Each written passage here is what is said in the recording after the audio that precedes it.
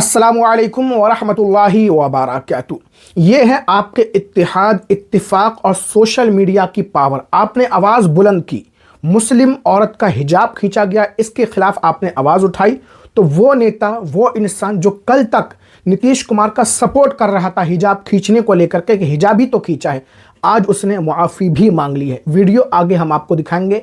कन्नौज में एक बहुत ही हैरत अंगेज़ मामला पेश आया है, उसके बारे में बताएंगे। इम्तियाज़ जलील साहब ने भी इस पर बयान दे डाला है और नीतीश कुमार के खिलाफ अब रैलियां भी निकल रही हैं, प्रोटेस्ट भी हो रहे हैं। सब कुछ डिटेल में जानेंगे, वीडियो को एंड तक देखें, चैनल को सब्सक्राइब करके बेल आइकन जरूर। हमें किसी महिला, किसी धर्म के प्रति कोई हमारा दुर्भावना नहीं था, इसमें अपमान का कोई उद्देश्य ही नहीं था। अगर उसे किसी को ठेस है, लगता उन्हें हमने कुछ, तो मैं वो शब्द को वापस लेता हूँ, और कोई है नहीं। अगर उनको लगता है कि गलत है तो ये उसको वापस लेता हूँ, और कोई नहीं है।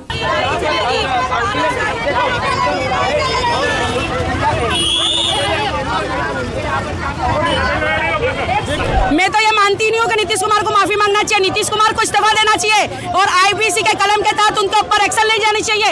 एक महिला का जाहिर में उन्होंने अपमान किया है, उसका हिजाब खींचा है। क्या मुसलमान इतना सस्ता हो गया है? इनकी गंदी राजनीति चमकाने के लिए हर बार मुसलमानों को टारगेट किया जा रहा है, दाढ़ी, टोपी, हिजाब, और इस तरह से आज ये हमें जलील कर रहे हैं जाहिर में। गुजरात में देखा जाए तो मैं कॉर्पोरेटर हूँ, रनिंग कॉर्पोरेटर, मुझे सामान्य सभा के अंदर बुर्का उतारने का कहा गया।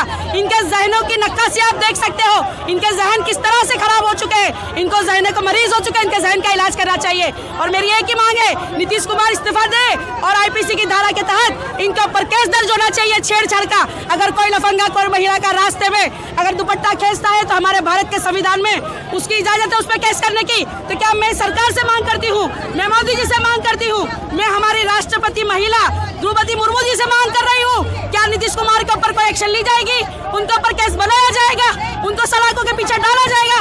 एक औरत की मंच पे सीएम ने, बहुत ही शर्मनाक ये घटना है, सीएम ने उनको टारगेट किया और वो औरत के मुंह से नकाब हटाया है। बहुत ही गंदी हरकत है, ये सीएम कहलाने के लायक नहीं है। इनको तत्काल में मोदी जी के उस सीट पे से हटाना चाहिए, क्योंकि वो बीजेपी के गठबंधन में है, मोदी नहीं करेंगे और बीजेपी की। और जिन्हें लग रहा है कि हमारी हुकूमत है, हम किसी भी मुस्लिम बच्ची का नकाब खींच सकते हैं, कहीं पर भी कुछ भी हाथ डाल सकते हैं, शुक्र मान तू उत्तर प्रदेश के अंदर है। अब एक हैरत अंगेज खबर मैं आपको सुना रहा हूं। यूपी के कन्नौज वर्दी में सल्लल्लाहु अलैहि वसल्लम बोल फंस गए ट्रैफिक एसआई, एसपी ने किया निलंबित। एक सभा थी, उसमें वो कुछ स्पीच दे रहे थे और नबी पाक सल्लल्लाहु अलैहि वसल्लम का कोई वाक़या बयान कर रहे थे कि जब नबी पाक सल्लल्लाहु अलैहि वसल्लम के आने से पहले अरब में लड़कियों को ज़िंदा दफन कर दिया जाता था।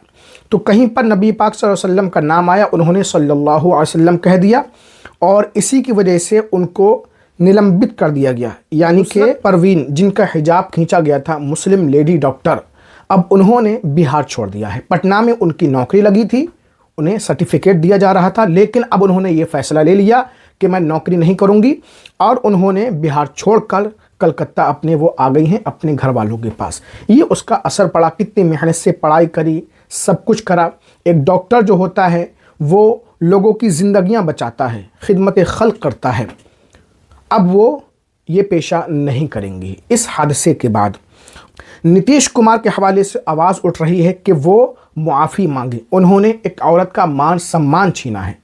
ये नकाब की बात नहीं बल्कि औरत की इज्जत की बात है। अगर यहाँ पर कोई हमारी हिंदू बहन भी होती तब भी हम इसी तरह रिएक्शन करते, इसी तरीके से हम आवाज़ उठाते। भाई औरत औरत है, चाहे वो कोई भी मज़हब से ताल्लुक़ रखती हो, उसकी इज्जत इज्जत है। बहरहाल संजय निषाद जो कि एक नेता हैं, उन्होंने जो अपना बयान दिया था कि बुर्का ही तो खींचा था, कहीं और हाथ लगा देते तो बवाल मच जाता, तो उन्होंने अपने इस बयान को लेकर के मुआफ़ी मांग ली, अपने बोल वापस ले लिए। लेकिन नीतीश कुमार के हवाले से जो आवाज़ उठ रही है कि नीतीश कुमार मुआफ़ी मांगे, मुआफ़ी मांगे, देखते हैं अब आगे क्या होता है। अल्लाह ताला हमारे मुल्क में अमन सलामती कायम रखे और मुसलमानों की जान माल, इज़्ज़त व आबरू की हिफाजत फरमाए। इस वीडियो को ज़्यादा से ज़्यादा शेयर करें, कमेंट में अपनी राय ज़रूर लिख दें।